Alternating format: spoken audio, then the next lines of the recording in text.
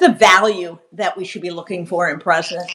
So, one of the things that is so upsetting about this evening is you're seeing Donald Trump despoiling the chamber, the seat of our government, with what he's done. And I think back to other speeches that have been made there. Franklin Roosevelt said, the four freedoms were freedom of speech, freedom of worship, freedom from want, freedom from fear. Yes. And then he added everywhere in the world.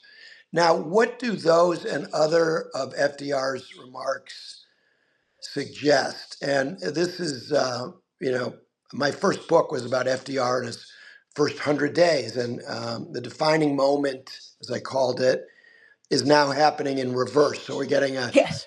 a different kind of defining moment, and everything is kind of Roosevelt on opposite day. Exactly. But Roosevelt at one point said the presidency is preeminently a place of moral leadership.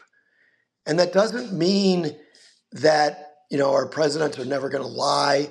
They're all going to lie. They're politicians. They're not humble. Even Jimmy Carter wasn't truly humble. No politician is. But they need to project a sense not only of decency, but of what America means. And at root, that is a moral appeal. And so the president should be the repository of a sense, maybe not of his personal morality. You could say, Bill Clinton wasn't a personally moral person. You can make those judgments, but the embodiment of a moral idea of us as a nation. Not only is Donald Trump a person of poor moral character, but he's making it seem as if the character of our Yes. nation is wanting.